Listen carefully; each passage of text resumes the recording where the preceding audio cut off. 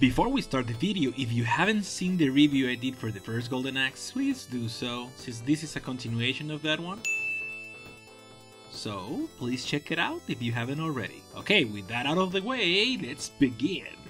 After the success that was Golden Axe in the arcades and also on home ports, we were kept waiting for the next installment. In 1992 we got a sequel to the arcade, Golden Axe: The Revenge of Death Honor.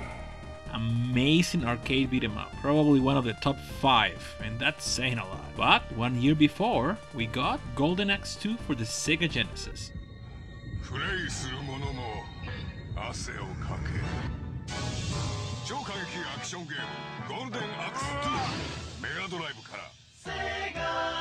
You can find this game now in Sonic's Ultimate Genesis Collection and iOS, but again, touch controls, they suck balls for sure. And I also heard that the port has all sort of problems, so approach with caution. But of course, here we're gonna see the original Genesis one.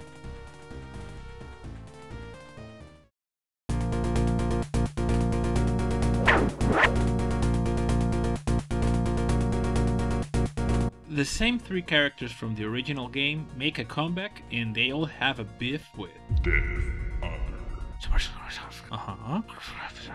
Oh. Really? Okay, so now it's Dark Ghoul. He's terrorizing the land, and he's gotten the Golden Axe. Really? What the fuck, guys? You had it already. What the fuck happened? Between stages we get a small narration and where we are and what's happening in the world, just like in the original game. But I find it not as charming. I would say spoilers again, but honestly there's really not much you're gonna be missing here. At the end of the fight, the headless guy from the initial cutscene, we see the Golden Axe reviving Dark Ghoul. So the real final fight begins. To a boring, lackluster ending. I mean, compare that to the playful ending of the original game from the Sega Genesis and also from the arcade. Why not continue with the tradition of goofy endings? Oh, but at least we get these bad credits again.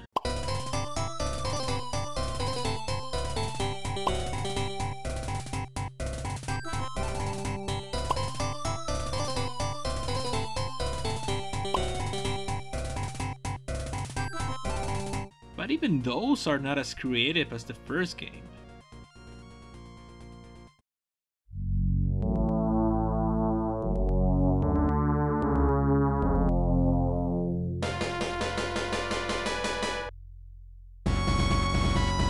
The first game was really a showcase for what the Genesis could do, especially for an early title. But now we are 2 years into the console's life cycle, so we do expect a little bit more. We do get a bump in the graphics, but honestly the locales are not as inspiring. I mean, we are not flying anymore on the top of an eagle or riding a turtle like in the original. But what we do have is not bad at all, and actually the sprites are fairly impressive. I found that the music to me is a little bit of a mixed bag. We have several tracks that are great, and now we even have boss music. But some tracks are just lacking for me. And the sound effects are definitely not as satisfying as the first one. I mean, let's hear the death screens that I actually mocked in the first game.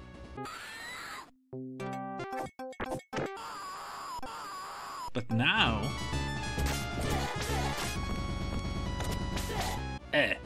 seems like he's about to barf.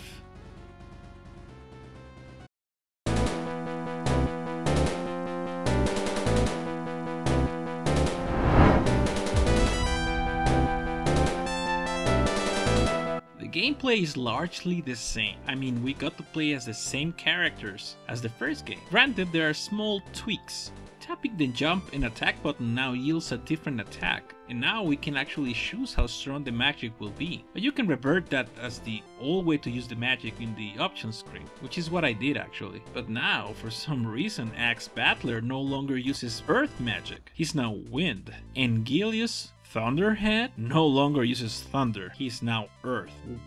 Why this change? I mean, Tyrus is still fire. Another change is that now, the little gnomes are mages that actually defend themselves now. But at least you still get to kick the shit out of them. But instead of little blue bottles, you get books for magic. Which I guess makes a little bit more sense, I don't know. Die! Die! Die! One area where we don't have any change is the AI. We still have moronic enemies that commit suicide.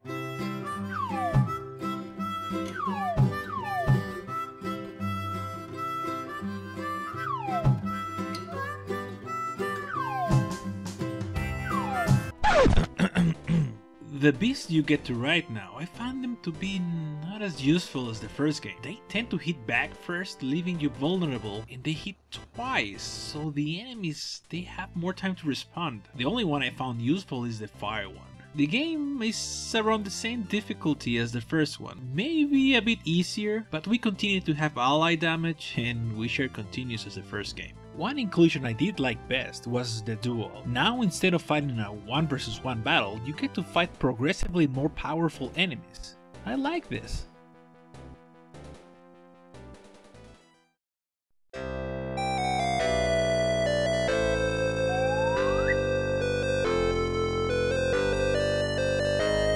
Golden Axe 2 lets us play more of what made the first one great. It does have some tweaks here and there, but when it comes down to it, it's just a harmless sequel, and in the process it loses some of the charm of the original.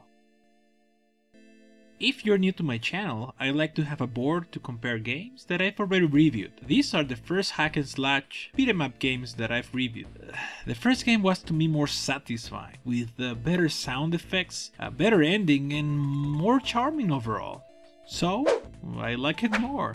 Next time, I'll be reviewing Golden Axe 3. Will the first game still be on top? We'll see next time, won't we?